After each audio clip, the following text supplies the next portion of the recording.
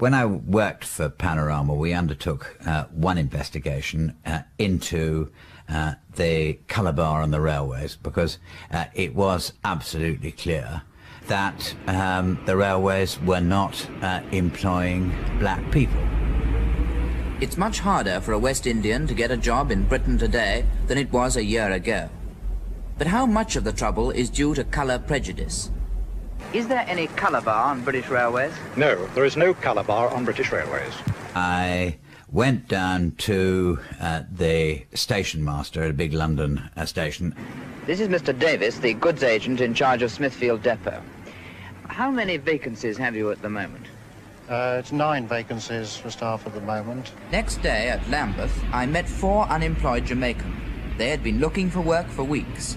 They weren't skilled, but they could read and write, and as far as I could judge, they were intelligent and had good records. So I suggested that they should go to Smithfield to ask for the jobs which the manager had said were vacant. They went there on Thursday morning. They were turned down. I went straight back to Mr. Davis for another interview. Now, Mr. Davis, you have vacancies here. Oh, yes. But now, 4 coloured men came this morning to ask for jobs and they were turned away. Why was that? I see. I am a racist, and why? Who's made me a racist? This government, the Conservatives, and every stinking cancer who sticks up for the nigger. And I'll stand by my words, because I don't like these people, never will do. I was born in Stockwell, South London, and lived in Tooting with my mum and dad. My dad was from Nigerian background, my mum from South American, Guyanese. I had an older brother and my younger sister. Now, we grew up in quite a secure environment and wealthy, I would say. In those terms, we were quite affluent. But after my mum and dad divorced when I was young, from that point onwards, up until now, I grew up without a father. Now, one of the things that happened is that my social circle mirrored the reality I was going through. My friends themselves were all from single parent backgrounds. Their dads had either died or divorced. And they were a mixture of black, white friends, British, predominantly black. So we had what we would say today is a gang, but we didn't see it as that, and started doing all the same things together. Now, as I was growing up, one of the things that we had towards each other, and I thank Allah today for this, was a sense of loyalty and a sense of principles, which some were basic, but we adhered to them, we stuck to them. So, for example, we would not betray each other's trust in any shape or form. And there's some things I will go into and some things I won't go into because of that loyalty perspective.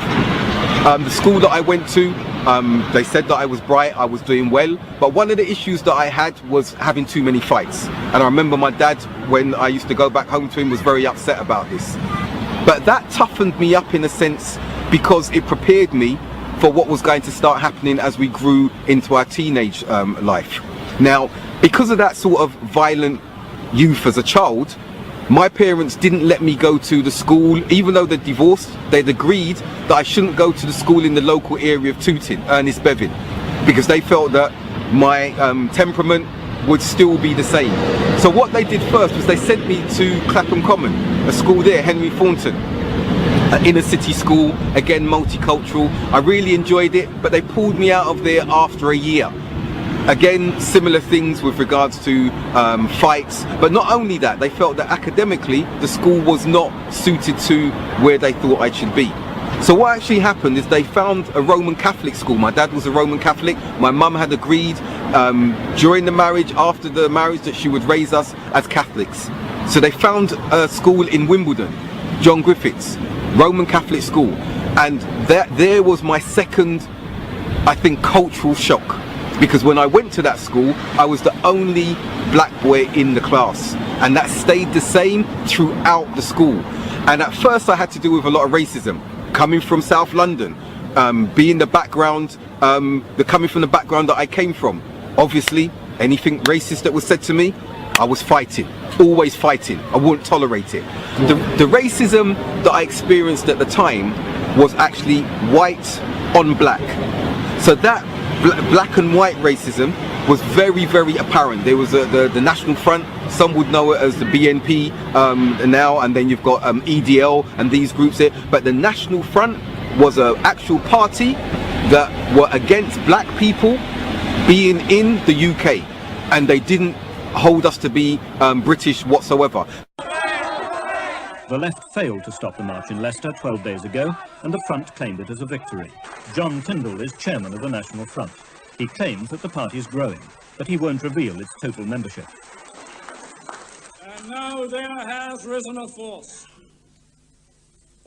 representing the will of the British people to be great again, which has proved time and time again, and will prove time and time again in the days and the years to come, that come all the red mobs, come all the threats, come all the violence, come all the insults, we will keep marching on, and they will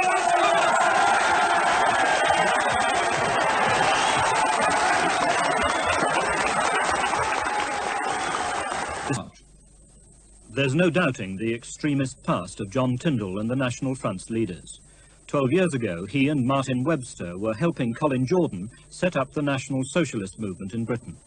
In 1962, Tyndall and Jordan were jailed for organising, training and equipping a paramilitary organisation, Spearhead.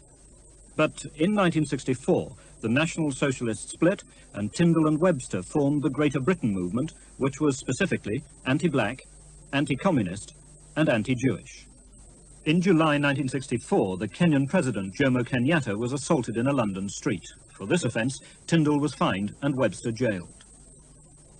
In 1966, Tyndall was jailed for 6 months for illegal possession of a firearm, and in that year, he and Webster helped to organise the National Front.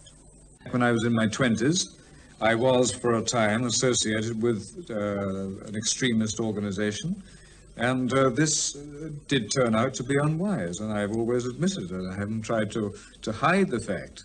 Many of my views have changed since that time, as they do. Many of your views, of course, have remained the same.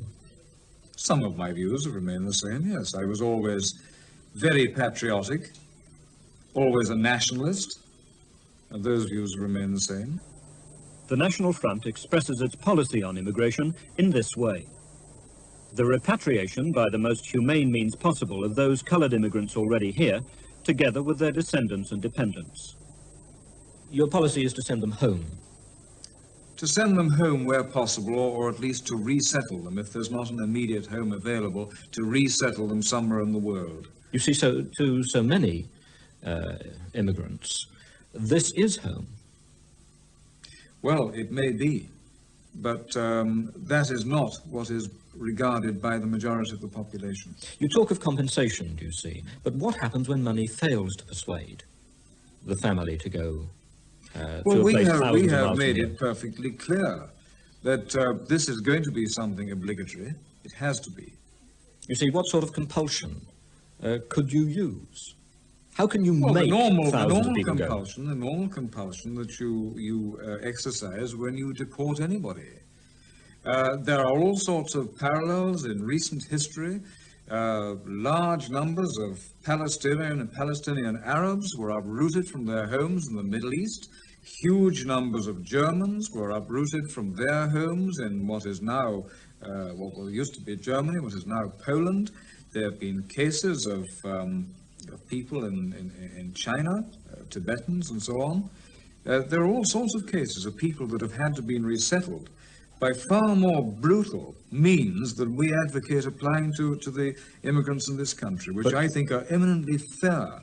But you wouldn't suggest that any of the three examples that you've just mentioned were ideal solutions to any problem? No, certainly not, but they do at least show that these things this resettlement can be accomplished over a space of time. You must see the practical problems here. It must, if you're serious about this policy, you must see that it is going to cause untold suffering and hardship and anguish. Of course I see the practical problems. Of course I see, and I've said to you, that it could cause suffering. You say untold suffering.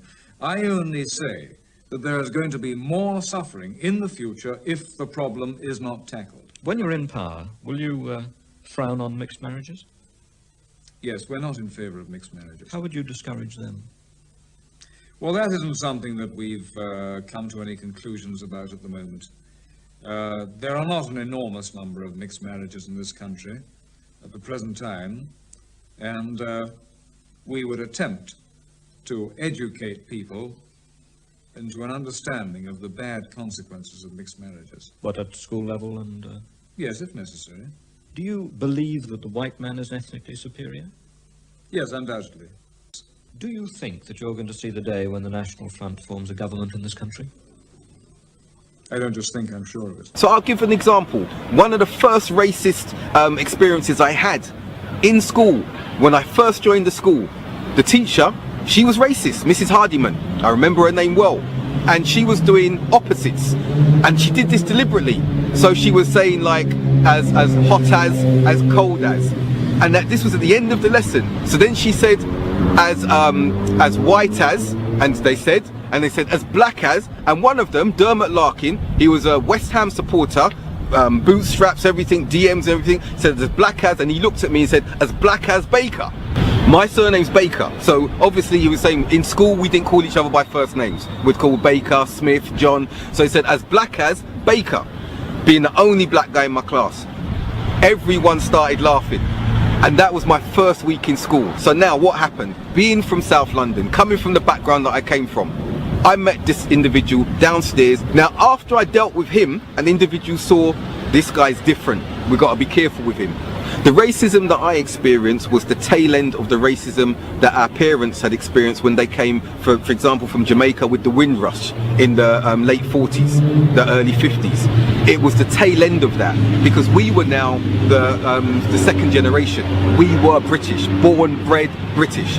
So we saw that you heard those racist statements, just because a dog is born in a stable doesn't make it a horse. And like saying, so because we were born in the UK, being black people didn't make us British at all, you had to be white. It was inherent in the classroom, it was inherent in some of the ways that the teachers taught. Carried right the way through from me being in school to my teenage years. As we became teenagers from the age of 12, 13, being stopped and searched according to the sus laws. Minorities began to speak out about language they found offensive. Come to me, it's not a disrespectful term to a black man, it's just a general term covering black people. Yeah, it's going out on a paddock. It's going in a corner. But what the officer just said is this: he understands the word coon to mean a general term to cover coloured people. Race relations was certainly there, and in a sense it was a very important one. However, the police were far from delighted by Roy Jenkins' liberal agenda. One of the most difficult meetings I've ever done in my life was a thing called the Metropolitan Police Boards had a sort of day out. They all turned up in Westminster Central Hall. But the one thing which really got them excited was when I said there is no doubt that we have to contemplate having a substantial black or coloured element within the police force. And they screamed for about 2 minutes then. Never forgotten that. Being thrown in the back of police vans, being picked up off the underground, taken off the train station and taken into the back of cars. And then in one case there's a police station that's closed down now in Clapham, Nightingale Lane, where I used to live, where my mum and dad did first divorce. And there's a hut that's outside there and they called it the meat place. So they took me from Tooting after arresting me in Tooting on the high road, took me back there, and they just wanted to basically beat me up. That's all, beat a nigger. This was my normality and my friends' normality and many of us as black youths' normality during the late 70s, early 80s. I was released without charge, we didn't have social media, we weren't allowed a phone call, we didn't have mobile phones. I would turn up a few hours later, maybe my clothes torn, looking dishevelled, and I'd have to say to my mum, I spent another night in the cell, or I got arrested at this time. This went on, I cannot count the amount of times I was arrested from the age of 12 up until my 20s.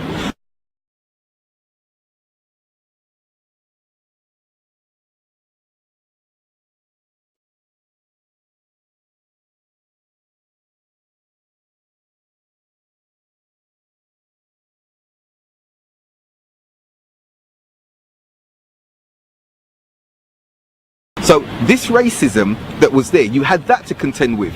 You had other no-go areas. Like I was from Tooting. There used to be the Mitcham, which has got a lot of Muslims now, a lot of black people, Asians, everything like that. There was a particular part where there was a bandstand. And every time you'd go through on the bus, if you were going to Carl Shorten or somewhere, you had about 50 skinheads sitting there. And they would see you on the bus and start hurling abuse at you. And you might want to put the finger, in those days it was 2 fingers, but that was it. They'd jump on the bus and you're finished. These were the sorts of things that we had to go through with regards to no-go areas. So South London for me, Tooting, Balham, Tooting Broadway, Collier's Wood, South Wimbledon.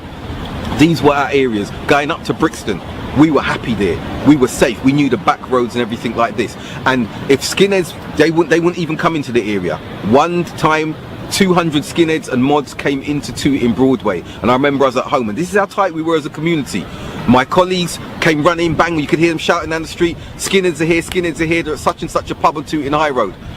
Every black youth that I knew ran out of their houses, taking everything with them.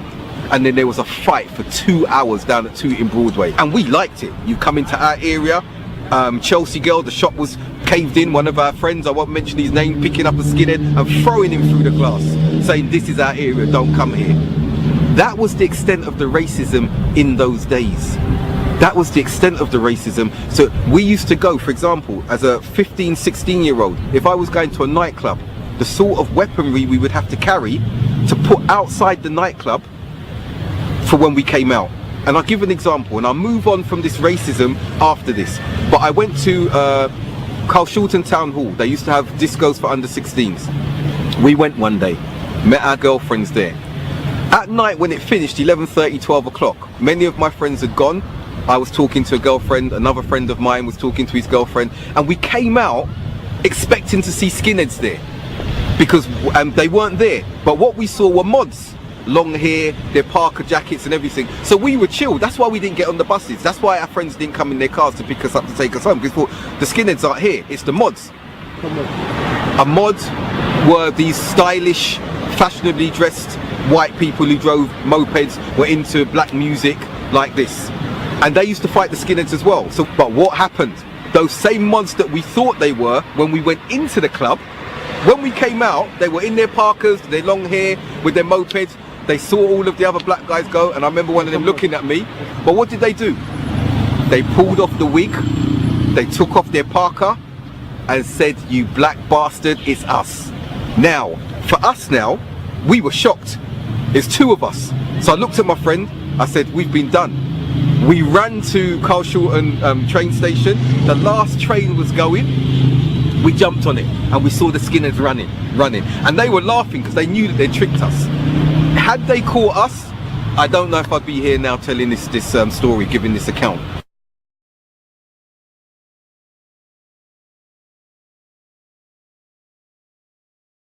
Right, in school now, I was in the bright stream, the highest stream in my class, in my year, because they saw that Tony had something. I wasn't stupid. Remember that when I came from the other school, Henry Thornton, they moved me because the academic challenges, my mum and dad didn't feel there were any. So they moved me to this school. So after the cultural shock of being the only black guy in my class, I settled in, started working, and was doing very, very well. When it came to preparing for our O-levels now, which you call GCSEs now, I was in the top stream. I was doing 5, I was doing 9, but 4 of them I didn't want to do, so I dropped down to 5. And I remember I was so serious about my exams at that particular time that I remember praying in my room, saying to myself, look, I need to pass these exams. And that was the only time I remember praying sincerely, saying, please God, help me pass these exams and I'll do my best. And obviously I did that, I succeeded, and I didn't continue with God in that sense there. I just got into my road life and everything again there. Passed all my exams, raving, nightlife, girlfriends, drinking, everything like this.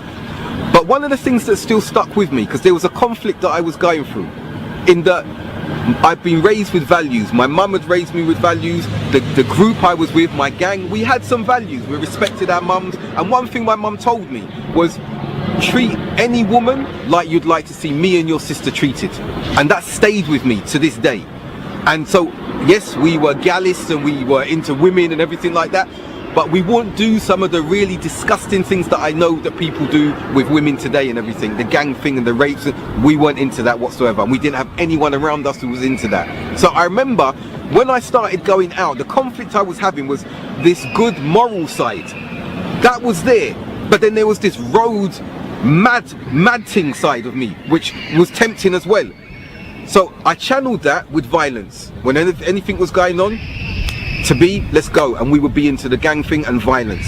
But then the moral side was like, I've got to move in a direction that's righteous. I've been raised in a way, there's some righteousness. So I always had that conflict. That always happened. And some may laugh at it now, but I remember I would rave, I would do some badness. And then I would go to church, the Catholic church. I would go on a Saturday or a Sunday, and I'd sit in the confession box and say to the Father, Father, forgive me for I have sinned. And I would start telling him some of the stuff that I'd done, but I'd pause because I thought, I can't tell him this. I can't tell him that. Yes, when you say Father, you're talking to the priest. As Catholics, when you go in and speak to the priest in the confession box, he's not supposed to, you don't see him, he doesn't see you, he's not supposed to know who you are. So you'd say to him, the priest, Father, forgive me for I have sinned. So I questioned that at that stage there for two reasons. I asked when I was going to classes for Catholicism to become baptized and everything, confirmed as we said, I said, why do I have to come to you and ask you? And then when I've come to you, you've told me, because they used to say to me, right, go and say 5 Hail Marys, go and pray to Mary. Oh, there's a statue of Mary in the church. Or go and pray to Jesus. So these two things confuse me. And I would ask in my confirmation classes, why do I have to come to you to ask you for forgiveness? And why then do you send me to go and pray to Jesus or Mary? So he said this to me, he said, you have to come to me, I'm a representative of God on earth, and then I will tell you to go to Mary, the mother of God, astaghfirullah, or go to pray to Jesus, because God is so pure, we are sinful, that there needs to be a mediator who has come for our sins. And this never ever stuck with me. I never ever understood it. I still kept going though, because my conscience kept saying, when I did something bad, when I was doing badness outside, I'd quietly go to the church and do this. And that carried on right up to near when I became a Muslim. This was a sort of like, you've done this badness, now go to church and ask for forgiveness. You've done this badness. I even became a born again Christian at one point. And at that point, what happened, I was in college, and some of the girls, I had a lot of friends there who liked me and everything, but some of the black girls who were Christians came to me and said, look, Tony, we see you're a good guy, this, that and the other, and look, we feel you need to go in this direction. And they saw that resonated with me. I said, no, I've given up on church because I was a Catholic, I didn't understand this. So I said, look, there's a big preacher coming to QPR. This is when QPR had their new AstroTurf. You need to come and see him. His name was Luis Palau from Argentina. And I went with them. I thought, let me just go see what he's saying. And I listened to him. The stadium was full. The side that they were speaking to was full. And he was talking about the ills of the world, the corruption, everything like this. And all of that, I felt it. It resonated with me. So then I thought, yeah, I'm going to try again. I'm going to become a born again Christian. And I'm going to try again and move all this badness from me again.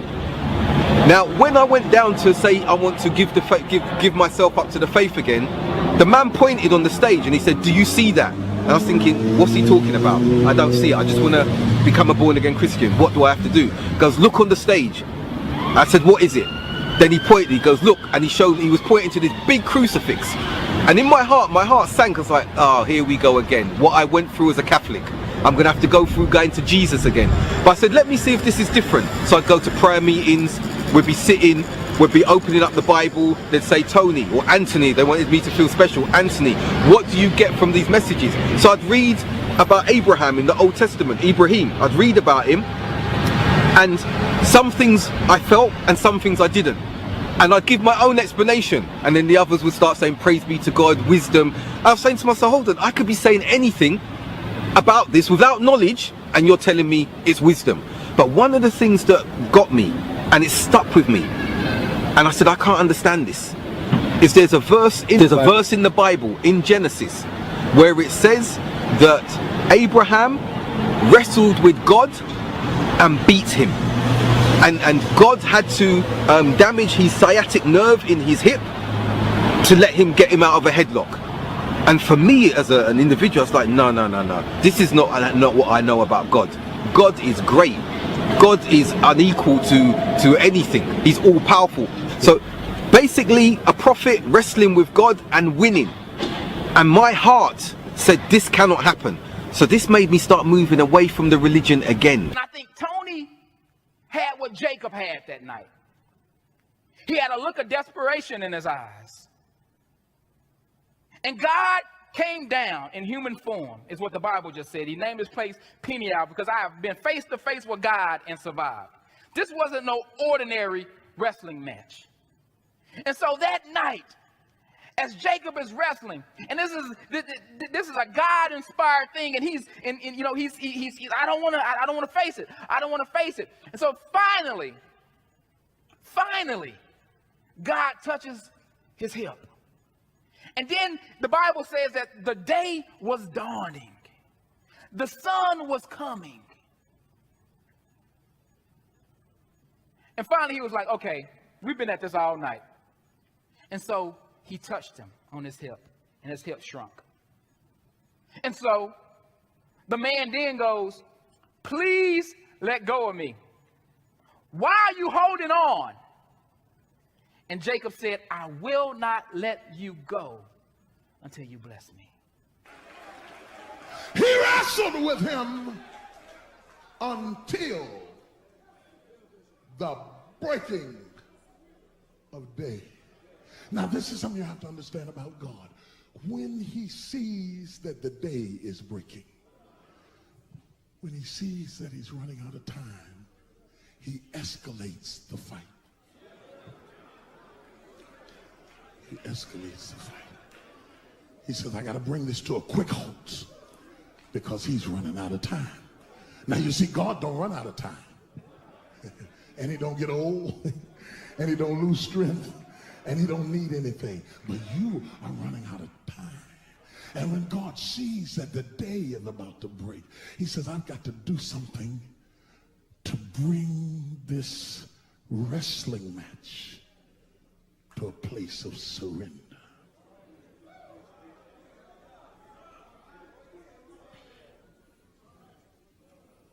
I got to bring it to a close. I got to stop the fight. I got to stop the struggle.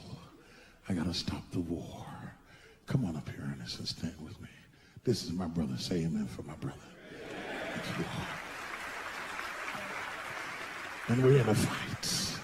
And they're struggling one against another. The Lord and I are in a fight, pushing and shoving. No. God is wrestling with him. It says in verse 25 that when the man saw that he would not win the match, he touched Jacob's hip and wrenched it out of socket. And then he said to the man, let me go, for the dawn is breaking. Interesting. It's kind of an interesting statement there for him to say that when the man saw that Jacob was overpowering him, or when he saw that he would not win the match. Well, that just kind of blows my mind, because, Ed, you're telling me that this is God wrestling with Jacob, that God thinks he's going to lose the match? God finally got Jacob in the posture and a position where Jacob was at the end of himself. He had come to the end of his own strength, all night long of fighting against God, his whole entire life culminating in this moment. He had finally got to the point he was exhausted, all strength had left, all the tenacity had left, all of those things had just completely depleted from fighting not only his whole life, but that whole night fighting with God. And finally, he gets to the point for the first time in his life where he grabs onto God and he says, I'm going to cling to you. I'm going to cling on to you, and I'm not going to let you go until you bless me.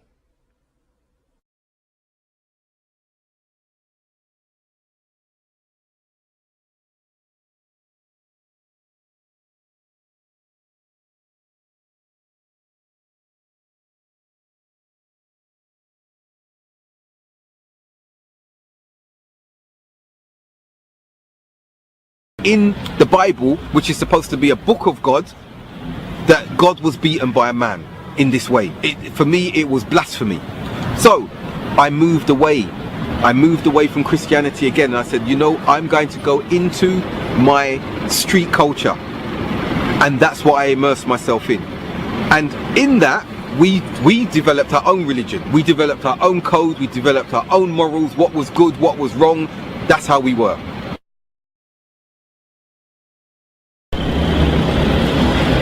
Now, moving on from college, my career was going quite well. My career started moving very well. I started working in the legal profession, Crown Prosecution Service. I did well there. My girlfriend and I decided we wanted to buy a place, so we bought our first place. And things were settling down, things were moving really, really well in that. Life was good, I was with the woman that I loved, night clubbing, money, more money that I could have hoped for, nice cars, my first car was an Audi. Things were going really, really well in that sense, but I still had that other side. We were doing some of the bad things that we were doing, some of the badness. Some of the things that we were getting up to with regards to the duality of my lifestyle. For example, when we used to go and rave, my posse, South London, Tooting, and going up to Brixton, we would number about 30, 40 of us. We were tight.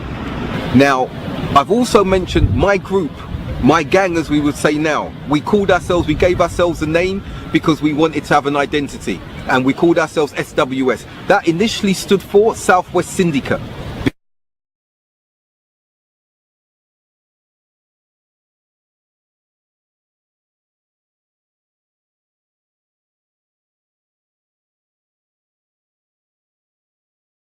Because we're from Southwest London, we're from Tooting. And those who know South London, compared to the rest of London, whenever we used to go to nightclubs, whenever we went anywhere around London and even the country, the DJ would always shout, and he would start first with maybe East London. And East London was quiet. You hear a little bit of noise. West London, a little bit louder. North London, a little bit louder. When he called out how many people from South London are in the house, the place shook.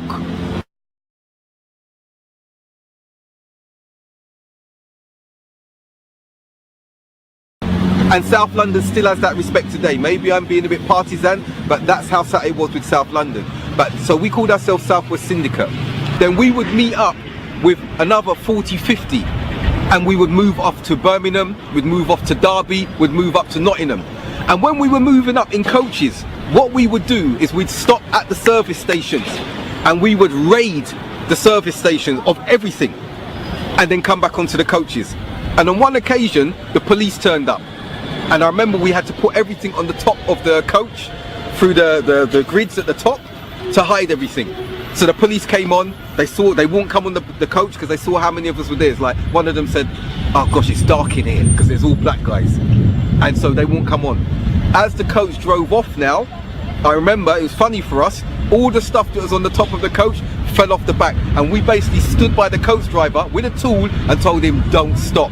So all the way back to London, his foot was down. And the two or three coaches coming down. And we used to love that. We'd go into different areas. There was trouble sometimes. We would get involved in that trouble. Most of the time it was fun, raves like this. One of the incidents that happened with the clubs is that we went to a club.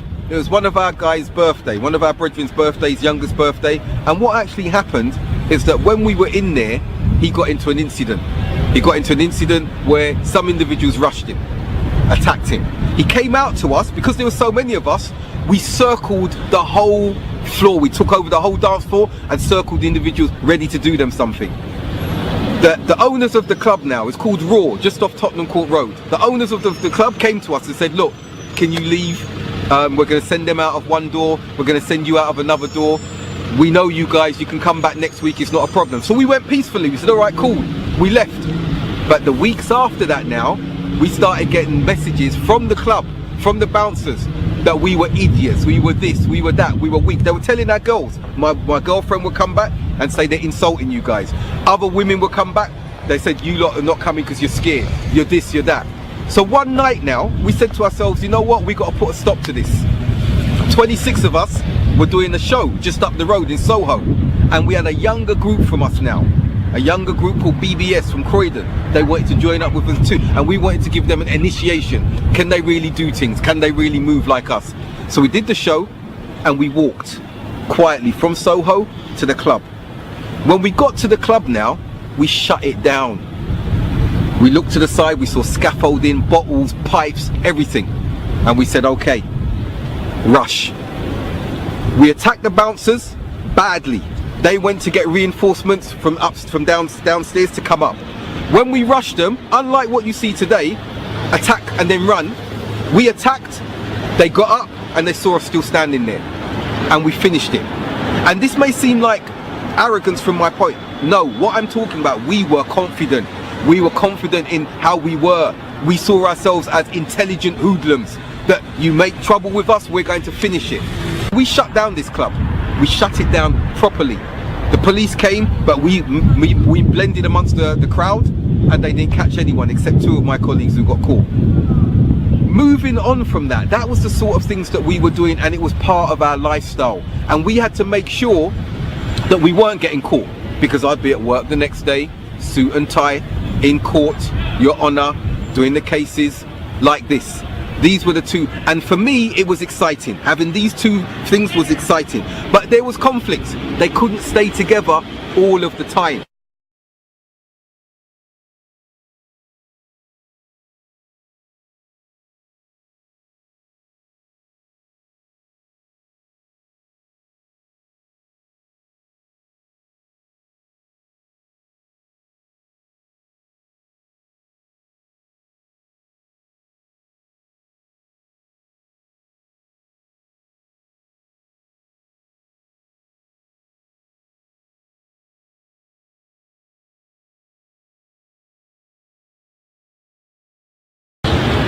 With that violence taking place and the sort of risks that we were taking, again, when I was abroad and someone came into the nightclub looking for us, it was our nightclub, we were running the show, and they came in, guns, everything, and we weren't prepared for that because we were setting up for the show. And when they said they were looking for your leader, they were looking for the main man, and there were 2 of us were called Tony, Big T, and myself, to be. So then we saw now people are coming for us. It's getting more and more on top. Situations where we saw some of our individuals were being warned, and I want to come to that stage now where it got to the peak, and this was a changing point where I had to say I can't mix the 2 anymore. For me it got on top when I had my own nightclub, and the club that I was given, it was called Patrick's Place. It was in Clapham North, and the club started building up slowly, surely, and people were hearing about it, and it was on cable TV and everything. And one day I was with my brethren, enough of us coming to open up. As I was opening up the club, I see some white guy, nice Crombie jacket, suit and tie, and he came up to me. He must have been about 6'4", and he put his hand on my shoulder and he started turning me. I tried to rough him off and everything, but he turned me to face across the road. My brethren started coming to what's this man doing to T? We're going to deal with him, They turned me across the road. I saw a Stag, I saw a BM, a Beamer, I saw 3 other cars. White guys got out all suited, sawed-off shotguns, machine gun, pieces, and they all pointed them at me. Broad daylight. All the other people were just walking like nothing was happening. So he said to me, come with me, get in the car. Looked at my brethren, they couldn't do nothing. We didn't have any machines or anything like that. I was kidnapped. Kidnapped me, took me off. Now I was calm. On the outside, you just gotta be cool. And I had a guy sitting in the back. He had the machine just pointing at me. The other guys were driving. I thought, that's it. So I'm thinking, what is it that I've done? What crime have I done? What is it that has come back to haunt me? What is it? I didn't know. I didn't have an idea of what's happening. The good thing, alhamdulillah, it wasn't for something I'd done. They took me somewhere, and they took me. So they said, right, we need you to tell us who can get you out of this. So there was a woman that I knew. I said, go to her place, and it was in a block of flats. It's an estate. So they went, took up there. They went upstairs with their arms. This guy sat in the back, ready to just cock the trigger and kill me if I was putting them in a setup. She came out. Alhamdulillah, she came out. She saw what was going on the balcony. She looked down and she saw me sitting in the back of the seat of the car. and she knew it was on top. So she came down, they took us somewhere else, they compared her account with my account, that look, this man, I ain't seen him, don't know where he's at, everything like that. And they said, you know what, you've told the truth, we're gonna let you go. Now, when that happened to me, I've not been kidnapped before. Yes, we know about kidnapping others and doing all of this sort of stuff, yeah, but being kidnapped at gunpoint in broad daylight, thinking your life is over, makes you think differently. And my brethren, they came to me and they said, we couldn't do anything. We thought that was the last we were going to see of you. We didn't know what to think about it. We didn't have our machines. We didn't have anything. So all of us did a sort of check, like, is this the way that we want to keep going? Is this the sort of lifestyle that we want to keep going and move into in that way? And it was from that point that the changes came.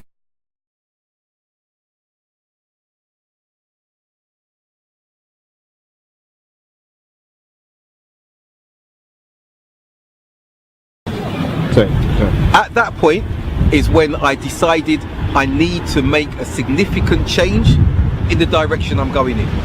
Am I going to still have these parallel lives where I've got a perfectly good life, I've bought my second home, I've had 2, 3, 4 cars, Audis, my wife, my missus, my girlfriend is there, we're getting engaged to get married, life is good, but there's this other side that kept pulling me, this dark side, the side that could ruin everything. Sometimes I'm not home and my missus is thinking, is he dead? Sometimes I haven't called her for days, she's thinking, is he in a jail cell? And they couldn't handle that, the stress of that. Dead or in jail? And I said to myself, if you've got a channel that you need to take, but just having a career wasn't enough. There was something missing inside. I felt, yes, intellectually I was blessed. Financially I was blessed. Physically I had what I wanted, women, drinks, drugs, everything like that. But there was another part, and it was the spiritual part. And some of my friends were looking at Christianity and it's like, no, I've gone there. I don't get this thing with the Trinity and everything. I've gone there. So that side was killing me. That was the side that was killing me. And that started getting worse. So for example, we were making music. We had an incident where some of my guys went and they shut down a newspaper. Went in, there's a black magazine, went in there, didn't like what they'd written about one of the songs that we put out, and they went and shut it down. That was a mistake from our part, because we didn't know that we were treading on toes that were much bigger than ours. So when we received a phone call from one of the leading gang figures from the 60s who sent certain people to us, we realized we're in a bit of a situation now. Now, they saw that as a move to take over parts of South London. That wasn't the case. We'd just been disrespected. And one of the things about us is that if you disrespected us and didn't make amends, we will come for you. We didn't look for trouble, but we ended it. This was one of the policies that we had. So when we got this phone call from a big gangland figure, let's put it this way, the Crays were his rival. Then we realized we got in deep. I went to Spain for a holiday, only to be told that my friends, we were doing one of our raves, we used to hold raves under the Arches, Vauxhall and other places, that as I came back and they picked me up from the airport, they said a particular celebrity who worked with this gangland figure had turned up, guns, everything, looking for me and those who were the head of our posse. So we realised we were into a serious situation. And did we have machines? Did we have things? We had some, but these lot were much bigger, more accomplished than us. We were in our late teens, early 20s in this sense here.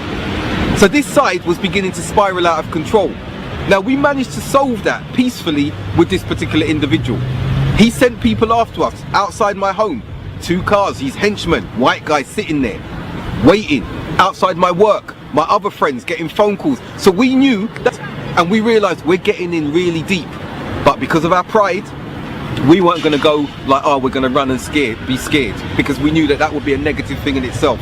So I'm doing that in my nightlife, and in the daytime, I'm working in the legal profession. I've got my own 225 of my own cases. I'm going to courts. These buildings behind me are familiar. The courts of justice down the road were familiar, and I was doing well. I was the only black guy in my firm. earning money, my salary is going up, buying new cars. Police stopping me, how come you're driving this car? Show them the papers, it's my car. Things were going well, but when I left work, the nightlife. And I'll give you a classic example of the conflict. We were at Carnival.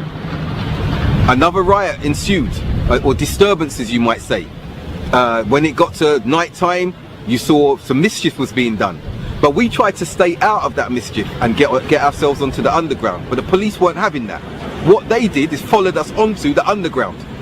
What they then did is attack me on the train. Threw me off the carriage. About 7 of the 10 of us who were there got into a fight with the police. The way they fought us and threw us down, cuffed us from behind. One of my friends was cuffed with those plastic straps 4 times, all the way up to his arms here, because he was big. They separated us, took us to the police station. I've got scars still from the way they cuffed us and everything. And then they brought us to Paddington. From Ladbroke Grove, they brought us to Paddington police station. I was worried at that time because I'd started my career as a trainee lawyer. I was working in Holborn in a legal firm, good business, no criminality before. And this was the start where I saw my whole career was going to end. And the case that the police officers put against me, and I've still got their statements to this day, the lies they told in the statement, the way they concocted it, put us in a very bad situation. We went to court. The court case was a fiasco. It was in Crown Court, then they commuted, they reduced the charges and put us in the Magistrates Court. Through the series of hearings now, some of my friends got off, some of them were found guilty, and they were given just fines. When it came to me, because I worked in the legal profession, because my boss, who was a senior lawyer, who owned the firm, came and gave evidence, because I had decent people come in and giving representation. I won my case. They had to overturn the suspended jail sentence and all the fines and everything like this, so I didn't lose my career. I managed to sue the police and everything for wrongful imprisonment and brutality and everything like that. But all these things were coming together, and I knew in myself that sooner or later I'm going to be either dead or in jail. I've mentioned already about the amount of stop and search, which meant that we built up a hatred for the police. A hatred for the police. As we grew older and became more conscious, more black conscious, we changed the name to Strength Within Strength, up until the point I embraced Islam. I want to talk about that whole SWS experience with my friends, how we were and everything like that. We made music, we did rap music, we were doing conscious lyrics, talking about the government, talking about the police, how we hated the police and everything like that, our experience with the police.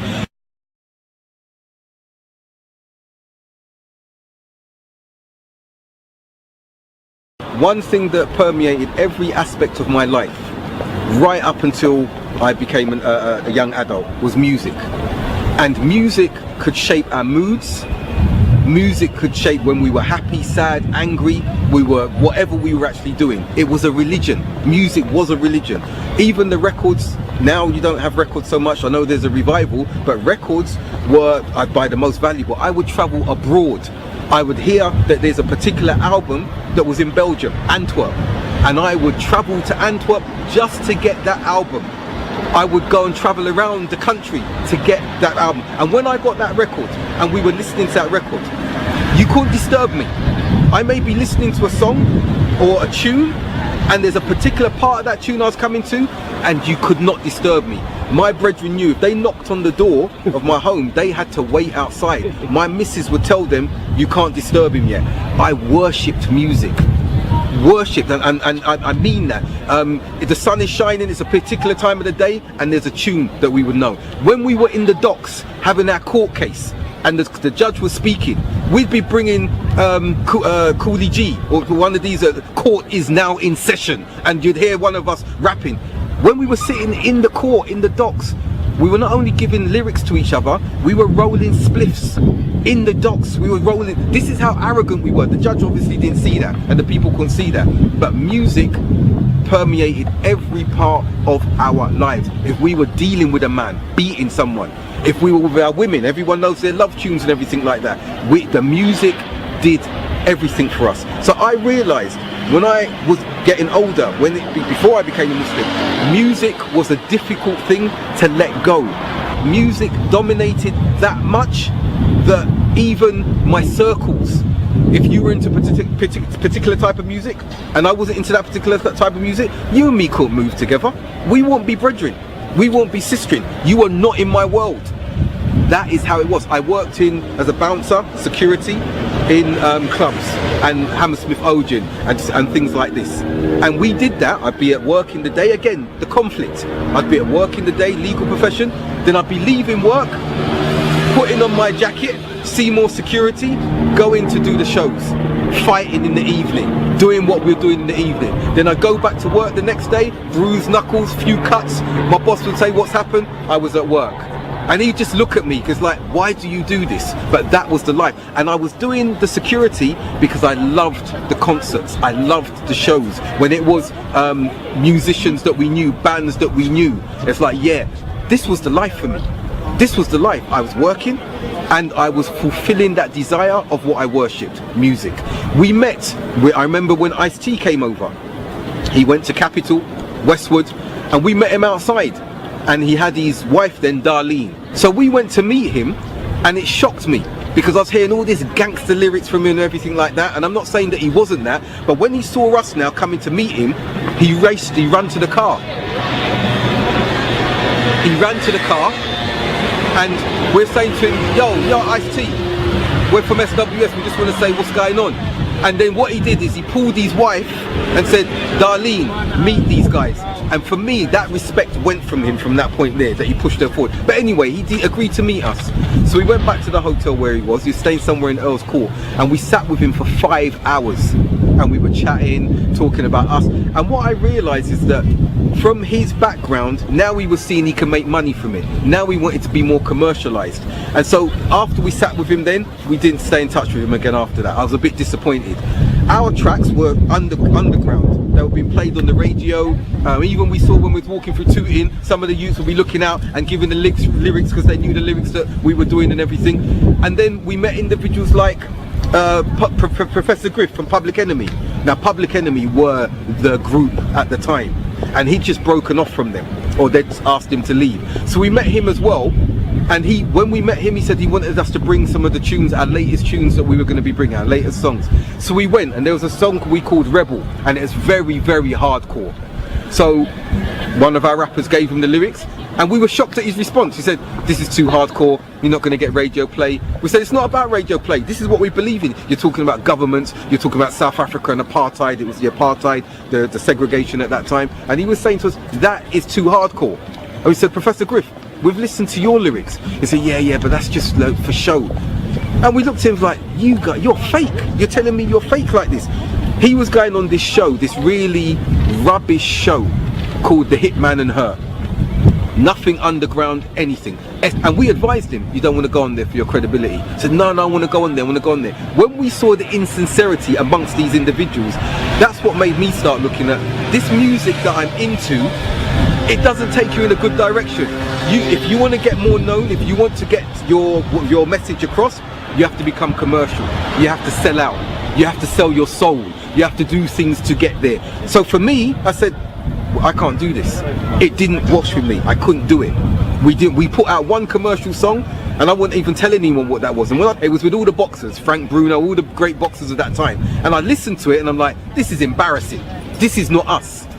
So we started realizing then, amongst our group, the music cannot sustain us.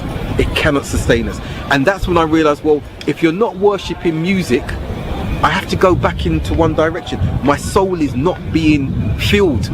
It wasn't being filled. And I felt I was dying from inside. I had everything else, but I was thinking, I'm not doing anything to my soul. I can't go back to Christianity. I'm not going to go back here. What else is there? And that's when I had, I think, the fundamental, final, significant impact upon me, which has brought me to where I am today.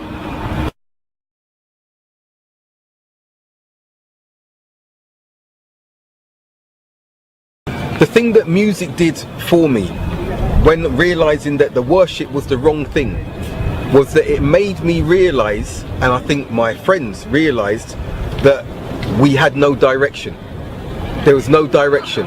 Music was shallow in itself. If we wanted to take that forward, the message that we had was too hardcore, that people wouldn't want to listen to that. But one thing we did take out from that, because at that time we were hearing about Islam.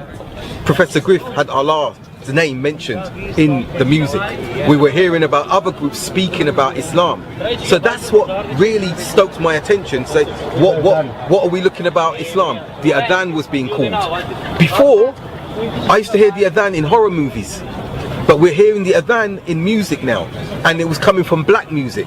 So we started exploring, what are these people on? Some were saying I'm Muslim, some were saying I'm 5%. We were learning about Nation of Islam, and we saw the blackness that they were calling to, and again the social problems and everything that black people were having.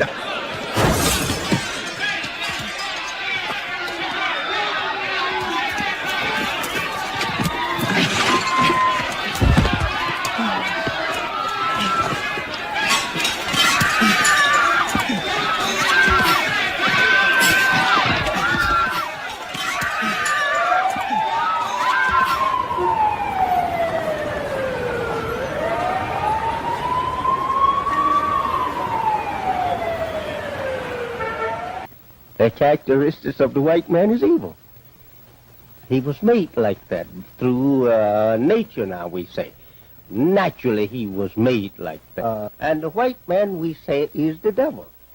Why? Because of his weak, physically coming into being from original man. But one of the reasons why we didn't explore that, some went in that direction, but we looked at it and said, what, the white man is the devil? I've got white brethren who are tight friends with me from childhood.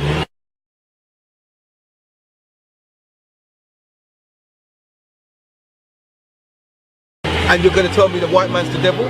I can't be in any faith that's telling me that about a different race.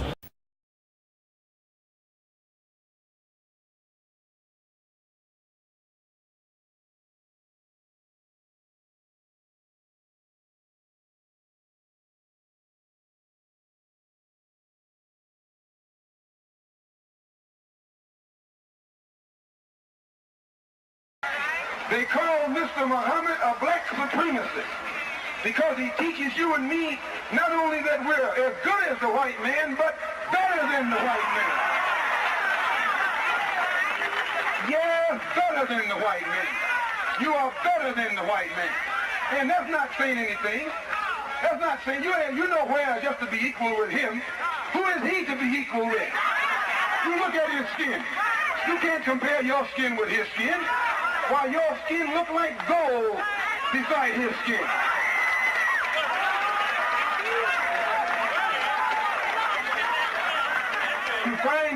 You find that old pale thing laying out in the sun, trying to get to look like you. That old pale thing. In 1963, Malcolm X became national spokesman for the Nation of Islam. You find them using man pain, trying to look like you. That old pale thing. So my question now was, how can I go into a religion that says this? But it's when we started looking more deeply. The only Asian friend who joined us, when he heard us talking, that there must be more to life. There must be more to life. And he said, Islam. We said, no, Islam is for the Asians and for the Arabs. He said, no, it's not. Islam is for mankind. The final prophet came for mankind. And he bought me a Quran.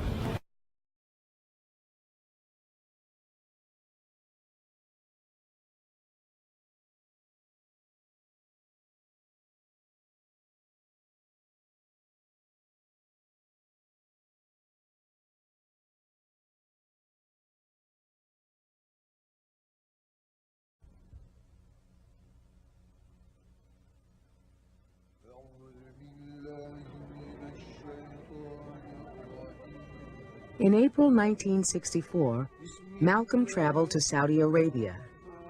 For some time, he had been studying Orthodox Islam. Now he arrived in Jeddah on his way to perform the Hajj, a pilgrimage required of all Muslims. Members of the Saudi royal family helped him gain entry to the holy city of Mecca. My first impression of him was an eye-opener. because I saw a different person totally. I didn't see the fiery fire breather.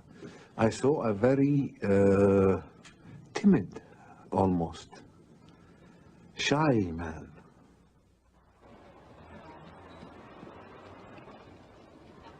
When a person performs a Hajj, there are certain rituals through which he has to go. All people have to dress in the same simple way. And as such, you cannot distinguish during the Hajj any people on account of their status, on account of their national origin. It is a demonstration of human brotherhood.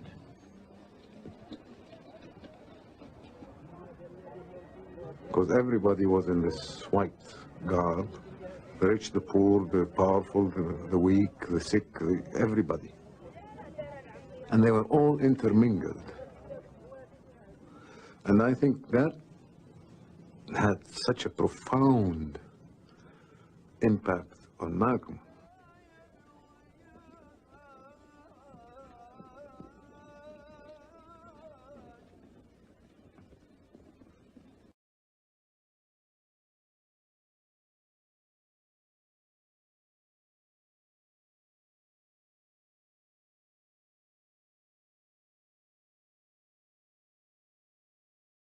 Greetings from the ancient land of Arabia. Allah has blessed me to visit the holy city of Mecca, where I witnessed pilgrims of all colors, and all colors is underlined, from all parts of this earth, displaying a spirit of unity and brotherhood like I've never seen before. It is truly a sight to behold. El Hajj Malik El Shabazz, and I guess maybe he thought I wouldn't know who that was, so in parentheses he has Malcolm X. Malcolm's letters to his followers made news back in America and raised the question, had he changed his position on race? He does speak of brotherhood, the brotherhood of all races, colors, and so on in the Holy Land. He says there were tens of thousands of pilgrims from all over the world. They were of all colors, from blue-eyed blondes to black-skinned Africans, but were all participating in the same ritual, displaying a spirit of unity and brotherhood that my experiences in America had led me to believe could never exist between the white and the non-white. But he has backtracked a little from the position that all white men are devils if he's saying that. I wouldn't say that he has backtracked. One can make an adjustment in one's direction without it being backwards. When you say that he has backtracked, it seems as though that you imply you would prefer that he call white people devils and not to call them devils, that he's going in the wrong direction. Nobody likes to be called the devil. Oh, well, then you wouldn't consider it a backtrack if he stopped calling white people devils, then would you? After his pilgrimage, Malcolm spent 3 weeks in Africa. On May 21st, 2 days after his 39th birthday, he returned to New York. Malcolm, have your experiences with white-skinned Muslims in Africa and the Middle East made you feel that relations between Negroes and whites who are not Muslims is any more possible? When I was on the pilgrimage, I had close contact with Muslims whose skin would in America be classified as white, and with Muslims who themselves would be classified as white in America. But these particular Muslims didn't call themselves white. They looked upon themselves as human beings, as part of the human family, and therefore they looked upon all other segments of the human family as part of that same family. Now, they had a different look or a different air or a different attitude than that which is reflected in the attitude of the man in America who calls himself white. Malcolm, on your trip abroad, you said you sensed a feeling of great brotherhood, and that conceivably you would be working toward integration in this country now. At least this is what you're reported to have said. Any comment on it? If I recall, I pointed out that while I was at Mecca making the pilgrimage, I spoke about the brotherhood that existed at all levels and among all people who were there on that Hajj, who had accepted the religion of Islam. And I pointed out that for what it had done, what the religion of Islam had done for those people over there, despite their complexion differences, that it would probably do America well to study the religion of Islam, and perhaps it could drive some of the racism from this society. I would say this, that the pilgrimage at Mecca is an anthropologist, would be an anthropologist's paradise, because it's the only event and the only spot on earth that has every specimen of humanity in the same place at the same time, practicing brotherhood and in harmony. It's the only place where I've ever seen brotherhood practiced by people of all races, of everything. Has this been a religious experience? Definitely, I went because of my religious beliefs, and I think that I have a better understanding of my religion. I was a state guest while I was there for 12 days of Prince Faisal, who was the present leader of the government. He made everything available to me to give me every opportunity to get a better understanding of the religion of Islam. When I first got there, I was in a compound because it wasn't known that I was there. And once they found out I was there, they put me in a suite at the Jeddah Palace Hotel, gave me a car with a chauffeur and a mutawif who could speak Arabic and take me wherever I wanted. I could go back and forth between Mecca and Jeddah every night if it was my desire. I have never been given more hospitality and treated with more brotherhood than I was treated in Arabia by the Muslims there. Malcolm, are you prepared to go into the United Nations at this point and ask that charges be brought against the United States for its treatment of American Negroes? Oh, yes. Do you intend to lead the charge in the United Nations? Well, I find that to say you're going to lead something creates a lot of hostility, division, jealousy, and envy. I hope to work with any group of leaders or any group of organizations to do whatever is necessary to see that this problem is brought before the United Nations. I think what a lot of people are interested in, Malcolm, is whether this experience has made you feel that your feelings have changed, that the animosity you have expressed in the past toward all whites. There's one thing that I want to make clear. No matter how much respect, no matter how much recognition whites show toward me, as far as I'm concerned, as long as that same respect and recognition is not shown toward every one of our people in this country, it doesn't exist for me.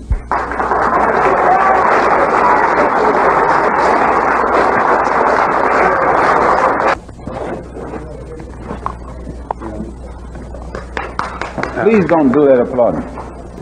Malcolm, the more controversial remarks was a call for black people to get rifles and form rifle clubs some time back. Do you still favor that for self-defense? I don't see why that should be controversial. I think that if white people found themselves the victim of the same kind of brutality that black people in this country face, and they saw that the government was either unwilling or unable to protect them, that the intelligence on the part of the whites would make them get some rifles and shotguns and protect themselves. Now, Negroes are developing some kind of intellectual maturity too, and they can see that by having waited upon the government to protect them has been a wait that has been in vain. So any of them who live in areas where the government is not able to do its job, then we do have to get together and do a job of protecting ourselves. And this is what I had to become aware of on my pilgrimage to Mecca. That's a considerable change of opinion in Malcolm X. No, today I'm speaking for myself. Formerly I spoke for Elijah Muhammad. And everything I said was, Elijah Muhammad teaches us thus and so. I'm speaking now from what I think, from what I have seen, from what I have analyzed, and the conclusions that I have reached. Then the white man is no longer the devil, and he is no longer bound to be evil? If I judge a man by his conscious behavior, I am not a racist. I don't subscribe to any of the tenets of racism. Well, Mr. X, if I guess I call you that, is that the proper appellation, yes. Mr. X? I'm wondering if you still believe, as I think you certainly did at the time you were allied with the Black Muslim movement, in a segregated black nation in North America. I don't believe in any form of segregation or any form of racism. I'm against any form of segregation and against racism. Am I right in saying that the Black Muslim movement, which you have left, did believe in that? Well, Elijah Muhammad taught his followers that the only solution was a separate state for black people. Are you still a Muslim yourself? Oh, yes. I'm a Muslim. I believe in the religion of Islam, which believes in brotherhood, complete brotherhood of all people. The attempt was made upon my life because I speak my mind and I know too much, and they know that I will speak it whether they like it or not.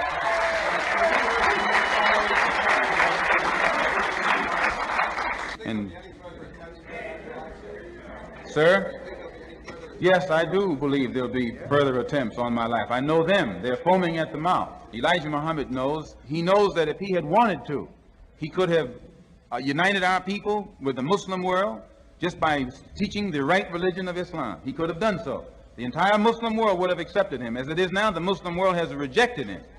He can never go into the Muslim world saying that he's a prophet or that Allah came over here in the flesh. They would cut his head off if he said that over there. I mean, he knows this. None of his followers can go over there without denouncing him. It's impossible for them to go to Mecca or any other place unless they ascribe to Islam as it is ascribed to over there. Do you feel that your message, apparent message of love that you brought back from Islam is the real reason they're after you, because you're not hating as hard as they want you to? Well, I never did hate anybody hard.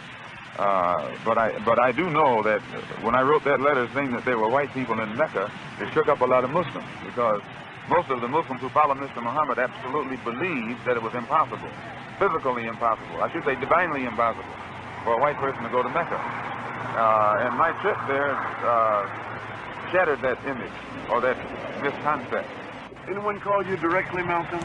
I've been receiving calls ever since I left the Black Muslim movement. And what sort of calls, Malcolm? You're disenchanted and deal with the fact that these men who were your brothers are making threats against your life? No, because actually it's not their fault. Most of them, now Joseph and the officials, they have a knowledge of what it's all about. But the rank and file Muslim brother does not know what it's all about. They are, out of religious sincerity, they think that they are doing the will of Allah by protecting a man who I myself taught them was divine. So I don't in any way fault them. But those who are over them and give the orders, and actually the ultimate order comes from Elijah Muhammad himself. Why are they threatening your life? Well, primarily because they're afraid that I will tell the real reason that I'm out of the Black Muslim movement, which I never told. I kept to myself. But the real reason is that Elijah Muhammad, the head of the movement, is the father of 8 children by 6 different teenage girls, 6 different teenage girls who were his private personal secretary. The one who first made me aware of this was Wallace Muhammad, Mr. Muhammad's son. I had stated in a newspaper article about an effort to take my life back in January, and at that time the Muslims denied it. In fact, they tried to make it appear to my brother that I was insane. But on a program in Chicago called Hotline, that's moderated by Wesley South, John Ali, the national secretary, admitted, I think it was Wednesday or Thursday, one of these days last week, that they absolutely were going to kill me. What steps would you take to protect yourself from this threat? I take no steps. I have a rifle. If anybody comes to my house without a good reason, I intend to try and use it. And that's all. Few of these threats, are you concerned about your own life right now? No, I don't worry. I tell you, I'm a man who believed that I died 20 years ago. And I live like a man who is dead already. I have no fear whatsoever of anybody or anything. You mean he was going to kill you? I wanted you to know that my house was bombed. It was bombed by the Black Muslim movement upon the orders of Elijah Muhammad. Now they had come around, they had planned to do it from the front and the back so that I couldn't get out. They covered the front completely, the front door. Then they had come to the back, but instead of getting in directly in the back of the house and throwing it this way, they stood at a 45-degree angle and tossed it at the window, so it glanced and went onto the ground. And the fire hit the window, and it woke up my second oldest baby. But the fire burned on the outside of the house. But had that one gone through that window, it would have fallen on a 6-year-old girl, a 4-year-old girl, and a 2-year-old girl. And I'm going to tell you, if it had done it, I'd taken my rifle and gone after anybody in sight. I would not wait.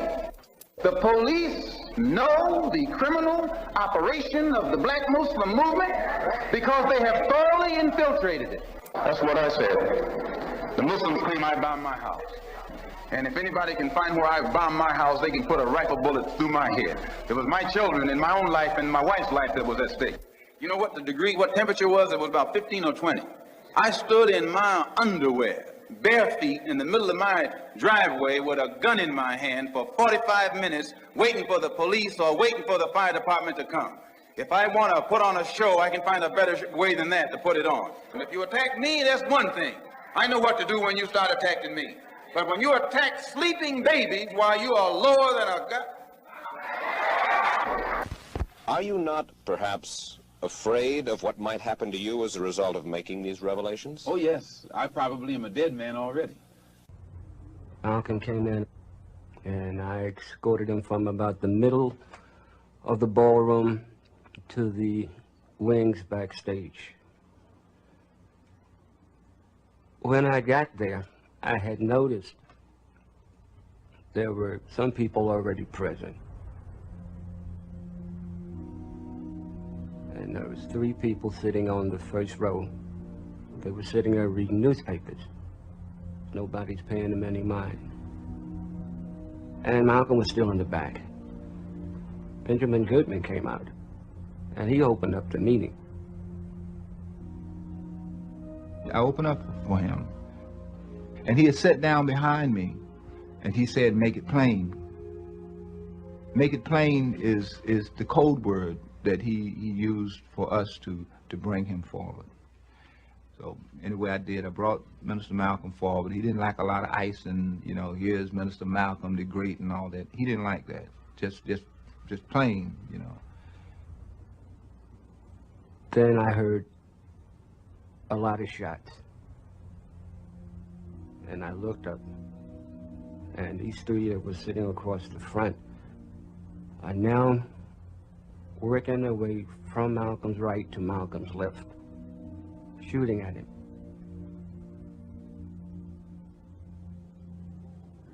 I saw my husband falling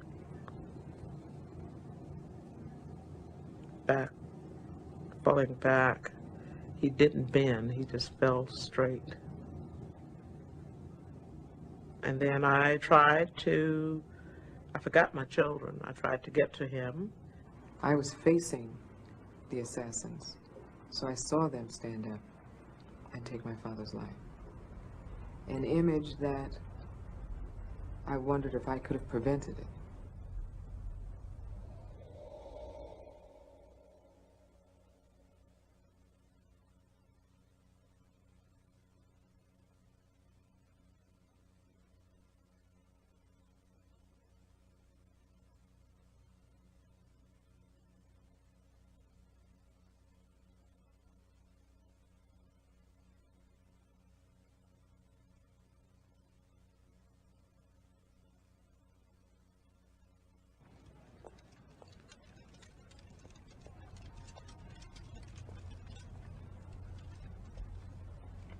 And I had this little black radio on that table, and I clicked the radio on as I stood there thinking about what had happened the night before, turned towards the stove to pick up my coffee, and the flash came through on this station and said Malcolm had been assassinated.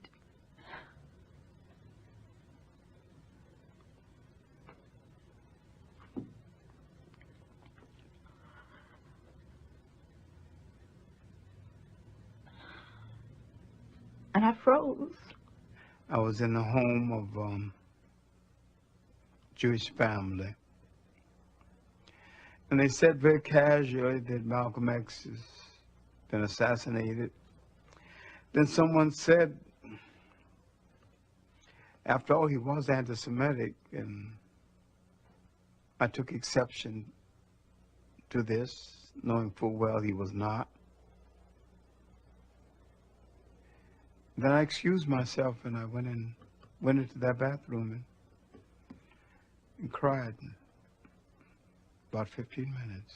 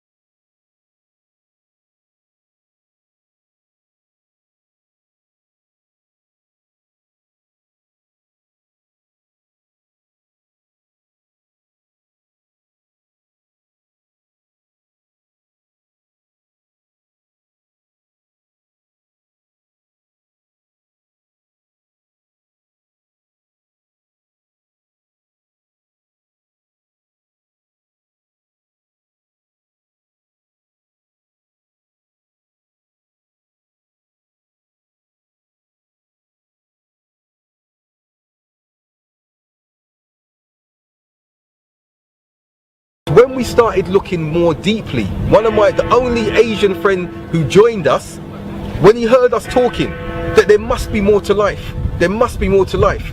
And he said, Islam is for mankind. The final prophet came for mankind. And he bought me a Quran. Red hardback copy, Yusuf Pictal translation, he bought me it. Now, when I got that book, I opened it, and something amazing happened.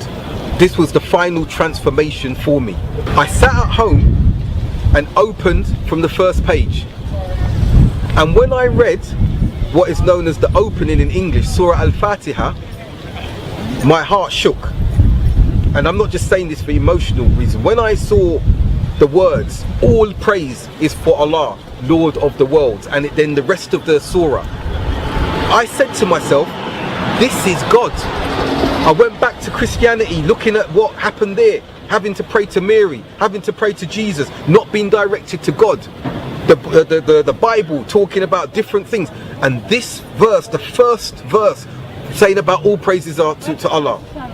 And I read this, then I looked at other verses. When Surah Fatiha was saying to me, all praise is for Allah, God, Lord of all the worlds, the most merciful, the most gracious, Master, King of the Day of Judgment. The next verse now shook with me, where it said, you alone do we worship, and you alone do we seek help from. And this for me smashed everything off my path from Christianity. Praying to Mary, praying to Jesus, going to the priest in the church. You alone do we worship. Iyaka na'budu. You alone do we come to for help. Iyaka nasta'in. Then I saw the guidance part, what I'd been seeking all my life. Show us the straight path. Not just, and then after that, the path upon those whom you have shown your blessings. Not the path of those who have earned your anger or who have gone astray. Now when I read that verse there, when I read that chapter, I shut the Quran. I put it on the top shelf. My friends, later on, they calling me. What's wrong, T, what's up? I said, this book. It said, what about it? My Asian friend said to me, what about it? I said, this wasn't written by a man, was it? He goes, no. He goes, that's right. T, that's right.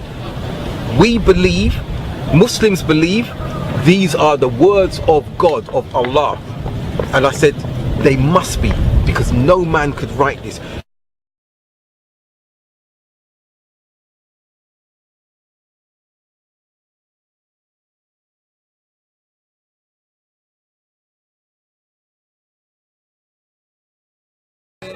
Bismillahirrahmanirrahim. In the name of Allah, the most beneficent, the most merciful. Alhamdulillahi Rabbil Alameen.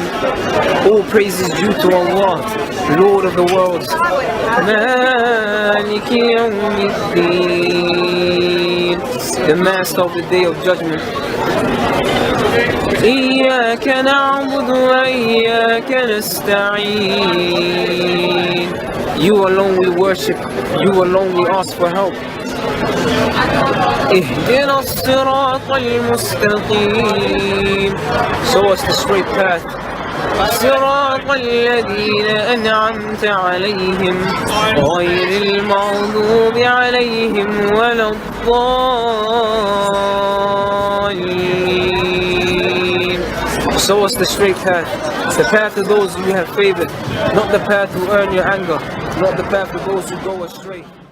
When I saw other chapters, and this again, remember, no one came and spoke to me about Islam. My friend didn't speak to me about Islam. They were listening to us. We were seeking, what do we do? What do we do? We need guidance. There must be more to this world than this.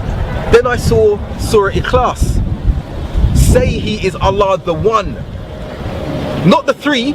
Say He is Allah the One, the Eternal, the Absolute. He begets not, nor was He begotten, and there's none like unto Him.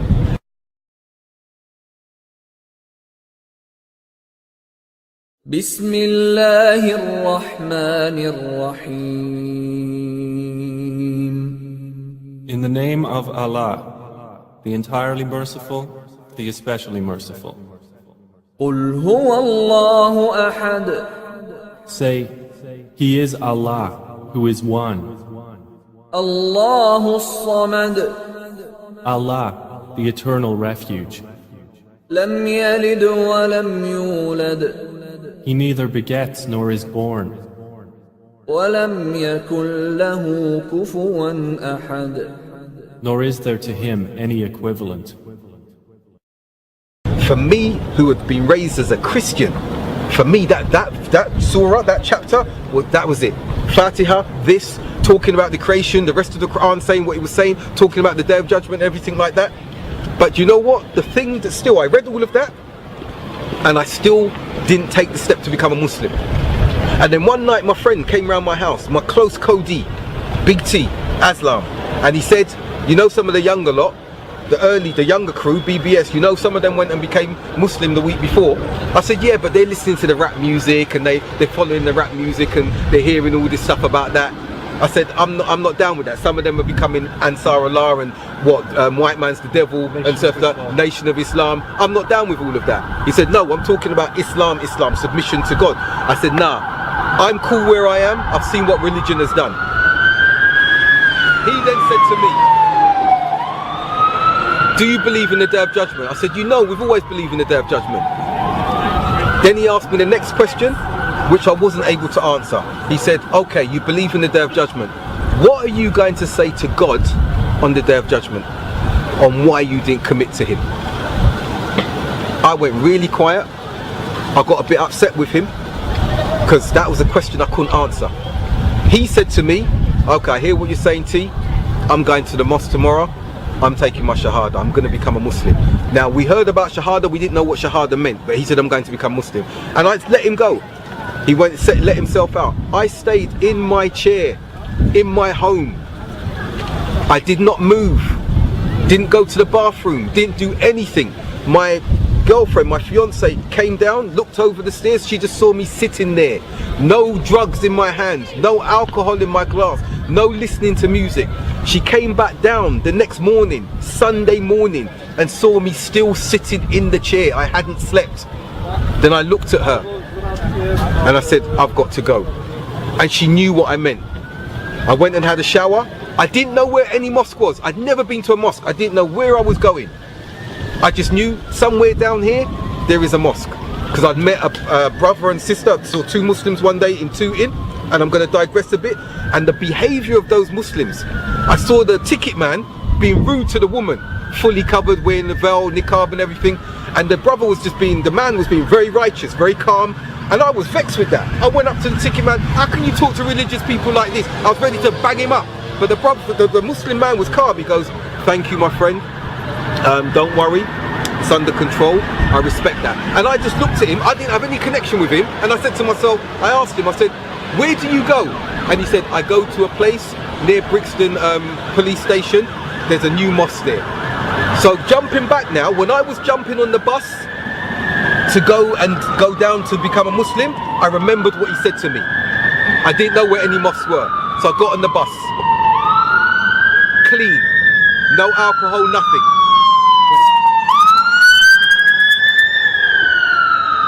Didn't know what I was actually going to do, but knowing that the Day of Judgment, that same question, what am I going to say to God on the Day of Judgment, looking at my life? What am I going to say? Got on the bus. It was funny because another one of my brethren from the posse, the younger group, he jumped on the bus and he looked a bit worried, and he said to me, I looked worried, and I said to him, where are you going? He goes, where are you going? I said, no, where are you going? He goes, no. I said, okay, I'm going to become a Muslim. He goes, so am I. For the rest of that journey, the 5-mile journey, we didn't speak. There wasn't excitement, high five, we were just quiet. I was thinking, my life is going to change, and I want it to work this time. Not like when I became a Christian, a born again Christian, and then jumped out of it because it was fake. I didn't like what they're saying, worship Jesus and everything. So we got to the mosque now, we found it. As we were going in, normal place, so normal people like me. I looked at them, said I want to become a Muslim. They smiled, they said okay, come upstairs. He came upstairs. My brethren, Big T, Aslam from yesterday, he was there. So we all sat down, the three of us, in the main prayer area, they asked us, do you know about the articles of faith? Do you believe in Allah, the angels, Day of Judgment? So when I went up and saw people wearing thobes, everything like that, I didn't know what was going to happen. When they said Shahada, I didn't know it was like an initiation ceremony. I'm going to have to run around in my underwear, hang out of the window. I didn't know. I was paranoid in that sense. So they sat down and they said, you're going to say these words slowly after us, and then we're going to tell you what it is that you've said. So then they said it, and I struggled a bit. Ashhadu an la ilaha illallah wa ashhadu anna Muhammadan abduhu wa rasuluhu. Now I struggled, and they said it again. I said it. They said, you've just said the heaviest words you're going to say in this life and the hereafter. I bear witness, I testify that there's no deity worthy of worship except Allah. And I bear witness that Muhammad is his final slave and messenger. Some of them tuck beard. I saw grown men, hardened men start crying. And I haven't seen men cry. I've not seen men cry before. From when I was a youth, never saw men cry. I saw these big men crying. Then they came and embraced me, embracing me, hugging me, everything. And they said, welcome to the brotherhood, the ummah of Islam. Now, we went downstairs to make wudu, and they explained about wudu, the ablution and the sins falling off, but I'd need to have a shower when I go home and everything like that. Then the adhan went. Now, I've mentioned there were 2 times I heard the adhan, in the music of the rappers and from the horror movies. But I remembered it from the horror movies, like The Exorcist and everything, and I froze. I said, what's that, what's that, what's that? And they said to me, what's wrong? I said, I heard this when I was growing up, in the horror movies, what is it? So then when they explained to me in English, Allah is great, Allah is great. You know, there's none worthy of worship except Allah twice. Muhammad is the messenger of Allah twice. Come to prayer, come to prayer, come to success.